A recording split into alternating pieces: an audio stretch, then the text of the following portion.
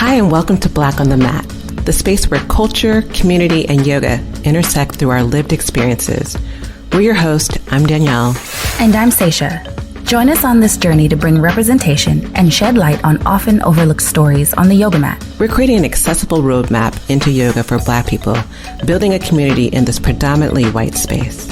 And letting folks already into yoga know that we're here. Welcome back to Black on the Mat. Thank you for joining us again. Today we have the honor of having an old classmate of mine, Timothy. We did our YTT together.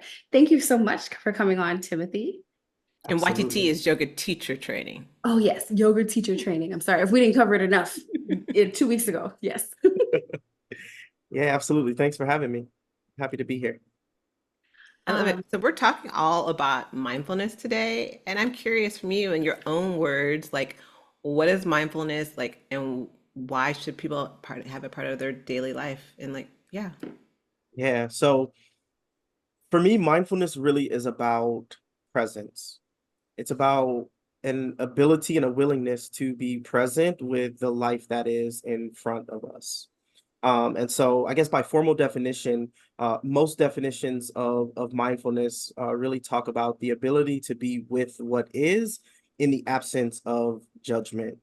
And what's really interesting is that often there's this image of what it looks like. It might be, this person sitting in a particular posture, maybe their hands are doing some things, and all of these things tend to fall under this idea of mindfulness. But the reality is that mindfulness is a practice that really is unconditional, and it meets us exactly where we are, inviting us to be present with, again, the life that is in front of us.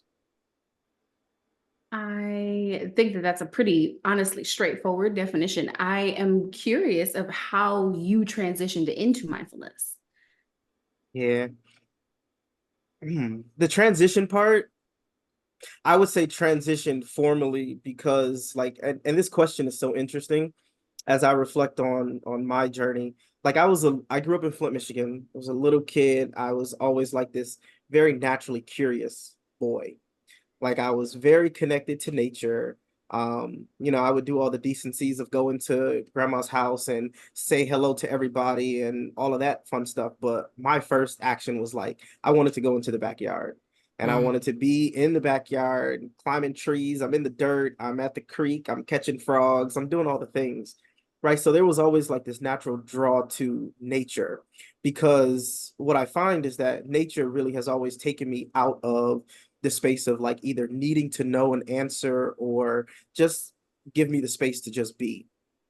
Now, that was always nurtured, by my family. I grew up with very supportive parents. And what's also interesting is that I had this strong affinity towards rocks. And I called them rocks when I was growing up. And my dad would literally take me to the rock store.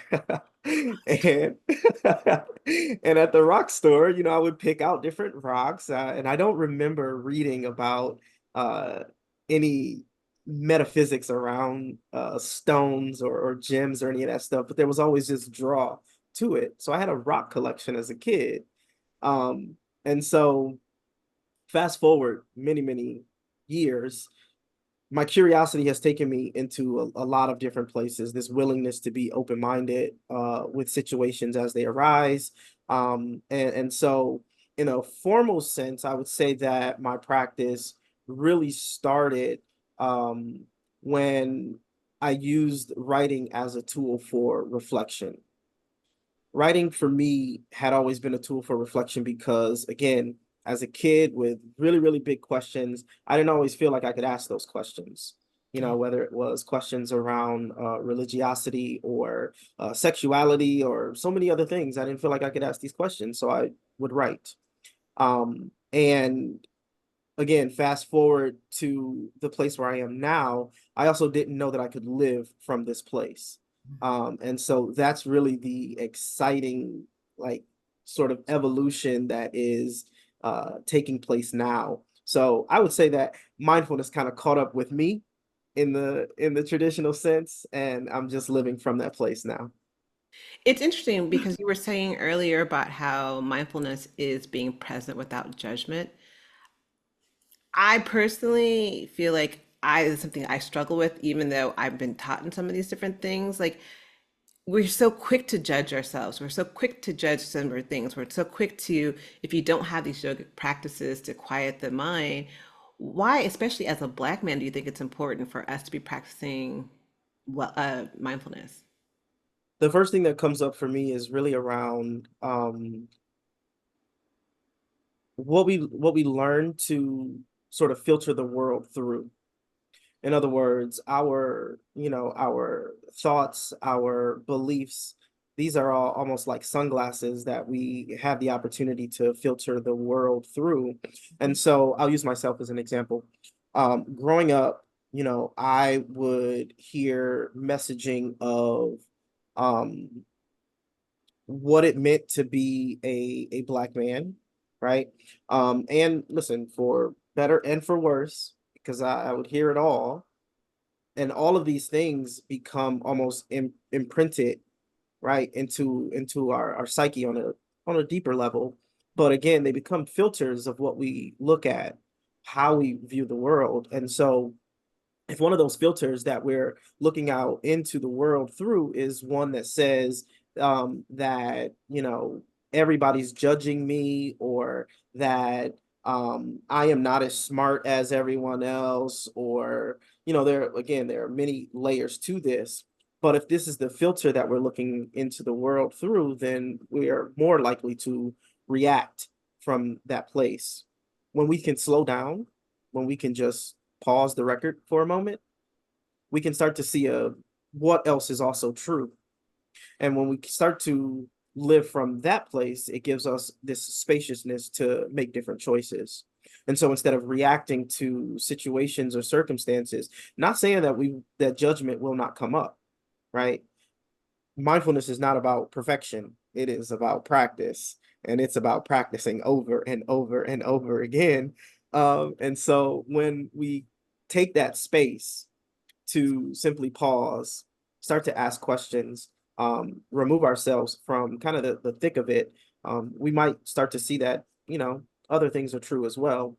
So I think one of the things that come up really, like it's really prescient for me, is around education and how uh, quick we are, especially in some of the more modern and traditional systems, to really label learning disabilities, or even the speed of learning. Like when we start to say things like, oh, he's a slow learner, I think this starts to carry a lot of baggage. And so, when we look at the instances of Black boys who are in special education, or Black boys who are going through the juvenile system, like these things are really heavy labels that are often slapped on. And so even with a practice like mindfulness, a person in their own individual nature can start to, again, create the space between this is what they told me I am, but what's real and what's true for me. No, and I love that.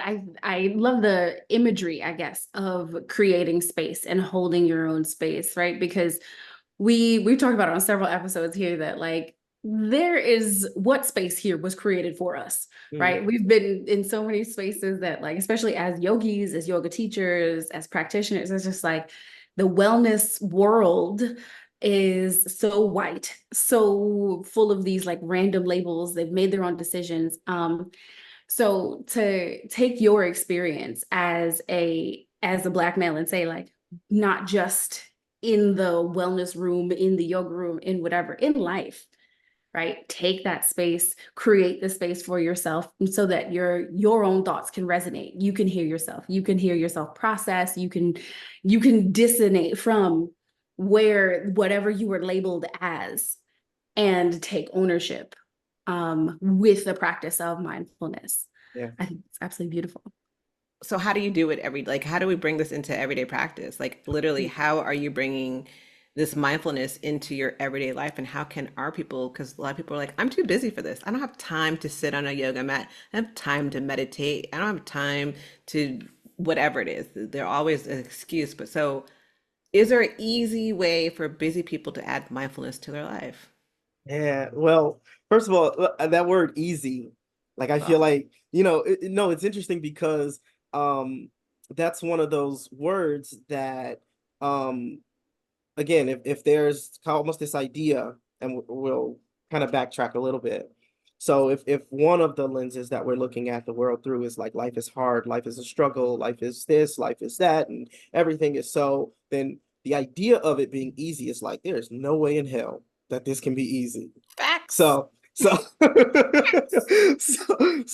we'll Yeah. just drop the word easy, and say, well, is there a way that this practice can just meet people where they are? Mhm. And the answer is yes. The practice can always meet us where we are. This is one of the things that I get really, really excited about, because like I often say that the depths of my practice really came about through like an experience in the subway, to be honest. So I was sitting in the subway one day, and this is, kind of typical New York City rush hour. Um, and anybody who has the experience of riding the train knows that feeling and that sensation of sitting on the train and just like literally like dozing off, like just cannot stay awake. Yet there's almost like this rhythmic nature of it that like your body is going to wake up right at your stop and Mm. you'll get off right when you need to. So these types of experiences and sensations are opportunities actually to tune into practice, Mm. because just sitting, say, in a subway, on a bus, we can start to tune into sensations of the body. So one of the things that I like to always start with is just like if we were, writing a very long novel, it might be important that we have like this foundation, these ABCs. So I like to start with awareness, and I like to expand awareness. And starting with sensations of the body is one way to do that. So literally where a person is standing, where they're sitting, where they're lying down, they can start to tune into the sensations of the body, starting to just notice what's there. Like right now, you might be able to feel your feet on the floor. Maybe you can feel the carpet, or you can feel a sock on your foot, and just that awareness alone starts to expand capacity to hold more. So that's one of the places that I like to start. There's also like this acknowledgement that, when we start to throw in some other things like trauma, whether it be small T trauma or big T trauma, sometimes, listen, starting with aspects of the body may not be the best place, right? And so in some of those instances, there are other sensations that we can start to tune into. Just consider for a moment, like when usually, we see a friend for the first time in a long time, it's like, oh, how are you? Oh, I'm good, all is well. Or and we get in this habitual nature of just good, good, good, good, good, good, good. And sometimes that almost disconnects us further and further from what may be, again, real and what's true for us. So there are these opportunities to tune into other sensations, like our sense of balance, our sense of being hungry. All of these are just information. It's all just information and awareness. So I like to start with awareness as a place to really start with everyday practices. I love that. I think it's needed. And I love the fact that you talked about using the word easy, because as a Black woman and as a person of color, I think we're taught that life has to be hard. So even in us saying easy, we're still perpetuating that pattern. So I appreciate you. We'll try not to use easy more, because Well, I think you just taught me something. So I wait, appreciate you what? taught me a lot. Listen, what's interesting about that is I remember sitting in yoga classes, Hmm. and there are a couple words that would like short circuit something in my brain. Like it was literally just like WTF. One of the I need to know one what of these words are. no, I think it's information, and it's not a matter of like fixing it or like taking it away, but again, it becomes individual for the practitioner to like get curious about why that's coming up for them in that moment. So one of the words was intention. I never knew what to do with an intention. Hmm. I never knew where to go. Like I would sit there and just in my head, I'm just like, all right, this intention. Everybody else has an intention except me. Like I don't know where to put this thing. Um, What did you do? and I'm curious because we do say that all the time. yeah, I mean, for me, I went to writing. Hmm. I went to writing, and I would see what came up for me. And even still, sometimes, like I think the way that I approach intentions are maybe different. Like I think about, I almost have to get this visual of like, okay, this is where I am. This is where I want to be. And then like that space in between is literally like, so you take the word and you break it down in tension. I'm in tension between this and this. Hmm. Hmm. Hmm. I like that as a visual. You see that teacher Yes, life just sliding right in there, you know? You can that's see it. so good. so That's that has hilarious. helped me. That's helped me to just soften around the word. Another one was relax. Like Mm, when someone would tell me in a class to relax, I didn't know what, but also what's true is like I was so just tense in my body and disconnected that like I just didn't have the capacity to understand that word. Yeah. mhm. So relax, roll the hip under. I'm like, under what? But what are you rolling the hip under? I'm curious. Like where, that's a good question. Where That are you is a rolling good the hip one. under? Is this a vinyasa thing? Because I'm like, where? Where, Definitely girl, agree. where? But that, I mean, those are words that we definitely use, especially like when you have something physical, something that I explain physical in my body may not work the same in your body. And those are the things that can just like derail a whole practice if I feel confused. And then that adds into my thoughts, and I'm supposed to be releasing my thoughts. Yeah, yeah. Yeah. This is ridiculous. But I get you on that whole relax thing because when we're so used to being waiting for the next microaggression to happen, it's hard to relax. And Saisha, I know you felt this. Like, so it's like relax. I'm like, do you know all the things that are going on in my life? How am I going to relax? I don't have the nanny watching my kids down this, and my husband this other way. Yeah, yeah. And the same is true like when we live in a world that is, I mean, you just turn on the TV and everything is like, be careful, don't do this, don't go there. Uh, it's danger, danger, danger, danger, danger. So that tension is real.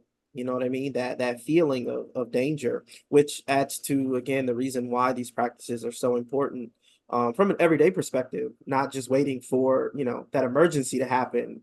Mm. Right. And so how can mindfulness help to manage stress and your overall, like, I guess, ability to relax? Yeah. One, increasing the awareness of the sensations in the body. So understanding where tension is being held and creating the space to soften around that. One of the really fundamental practices of just really being with experiences as they are is um, the breath. So a lot of research suggests that majority of us are walking around breathing very shallow breaths into the upper part of the chest. And from a biological standpoint, this is going to send the signal to the body that there is danger, right? This starts to turn on the sympathetic nervous system.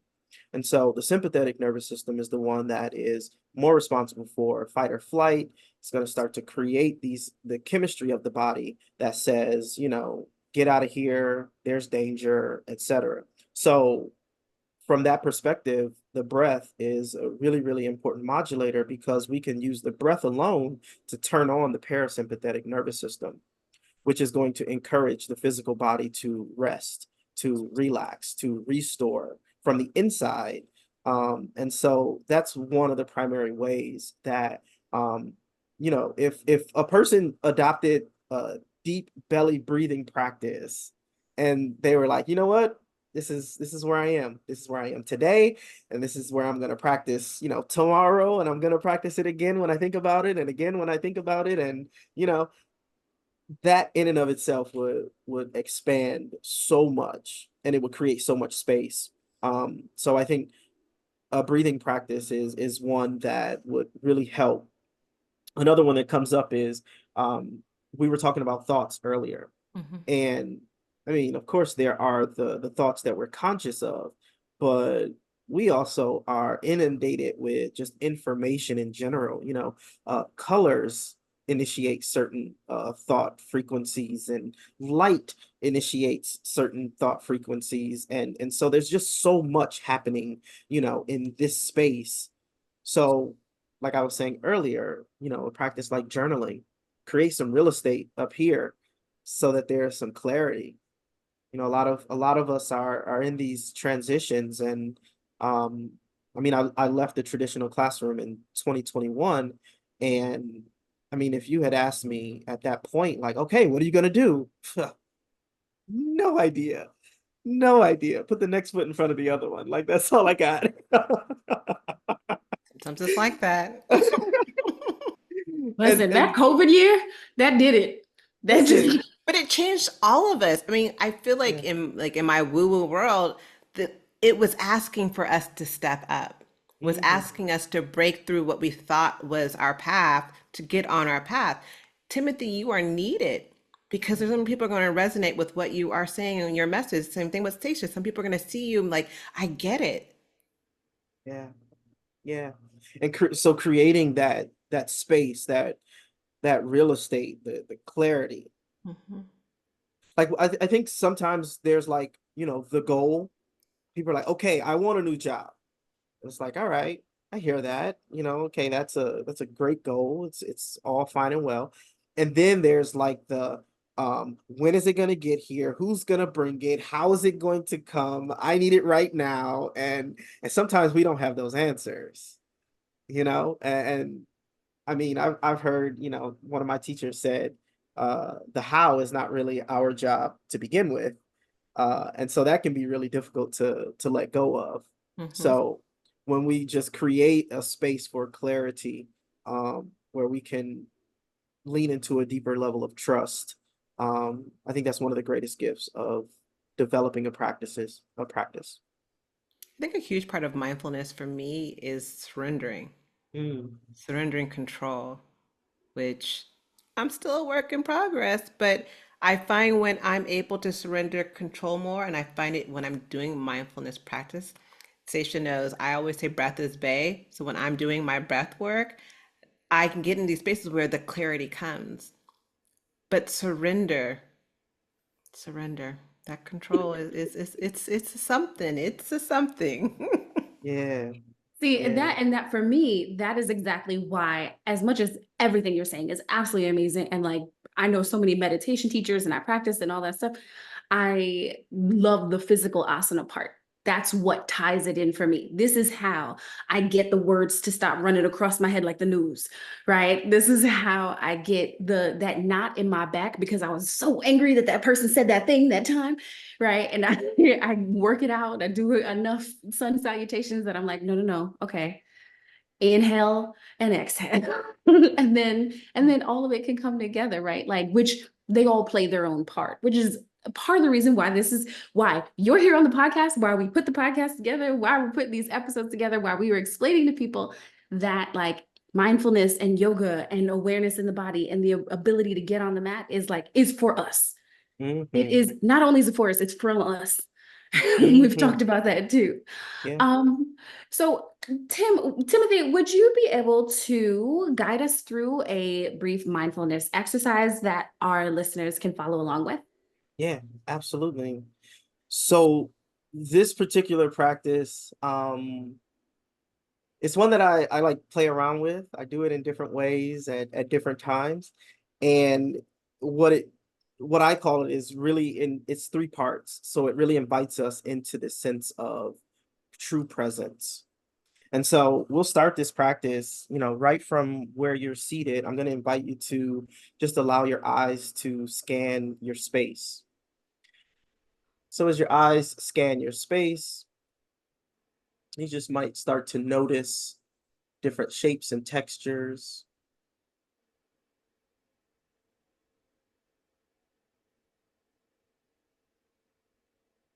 You might start to notice thoughts as they come up. And if there's anything that really catch your eye. You can just allow your eyes to rest there. You might also start to notice thoughts as they come up, things that in this moment they might start to call for your attention. Be this reminder that the dishes need to get done. All of a sudden, this is that moment where the dust bunny is calling. And so we're going to say no to those things. So really starting to create space, a boundary. And then if you feel comfortable, you can allow the eyelids to begin to rest. So they might just rest heavy, finding a gentle gaze.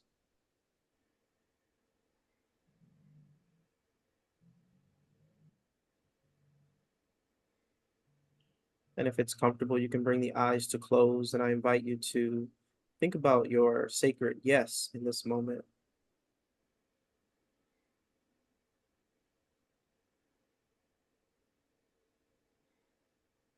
A sacred yes may be a connection to yourself, to your breath.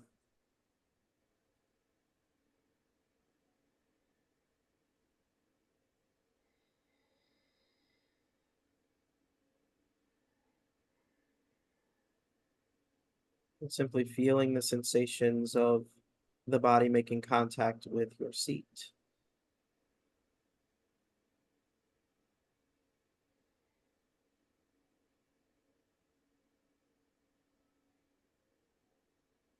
And then our mindfulness practice really invites us to, again, be with what is. And so we'll take a moment just to consider what comes next.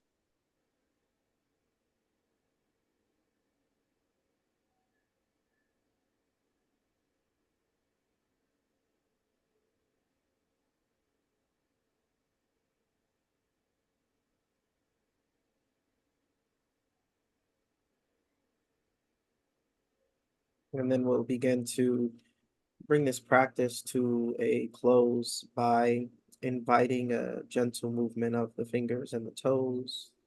We'll finish with 3 deep breaths together, exhaling all of the air out, taking a long deep breath in gratitude for this body that moves. Exhale.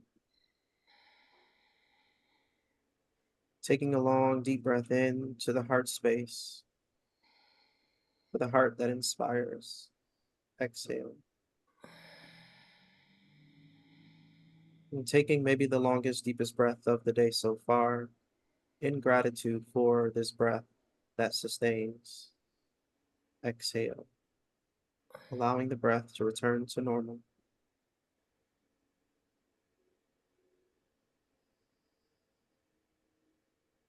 Gently taking in light, coming back into the experience the same way that we went out, just noticing the space.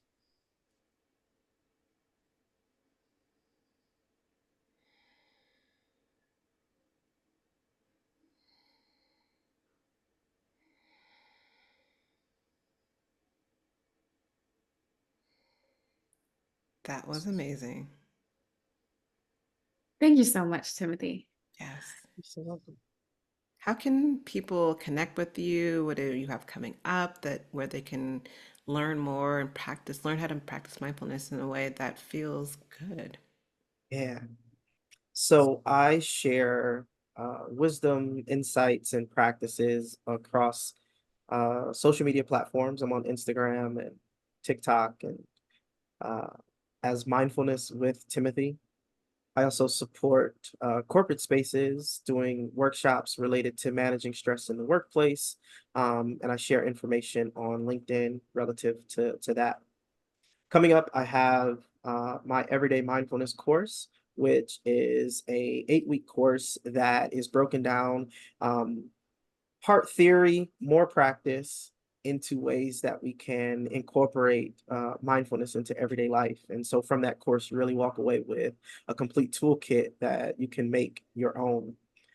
So enrollment for that course will be starting at the end of July. And then also heading into the fall season, I will be looking to take one-on-one coaching clients through my signature method, the Timothy method, which is kind of broken down into tuning into sensations of the body, implementing daily practices, managing stress, optimizing our environment, training for meaningful breaks, and ultimately harnessing the greatest yield on self-discovery. So I'm really, really excited about that, and look forward to connecting. That is awesome. And I'm so glad that there's so many opportunities coming up. And as you said, like, you can follow him. He posts such great stuff, things for you to gather little nuggets from and take a little breath or sit in a field and enjoy the breeze. Like, I love that those moments are just things that you share. I really do appreciate it on my timeline, and I think all of our listeners will as well. Thank you so much for joining us. If you have questions or comments or ideas about mindfulness, please put them in the comments. Thank you so much. Ciao. Thank you for joining us today on Black on the Mat. Let's continue connecting, sharing our stories, and sowing the benefits of having a yoga practice in your life. Subscribe to Black on the Mat on Instagram, TikTok, and YouTube. I'm Saisha, and you can find me at Thick Thigh Yoga on all social media platforms and thickthighyoga.com. I'm Danielle, and you can find me at HelloWell with Danielle on IG, YouTube, and HelloWellWithDanielle.com.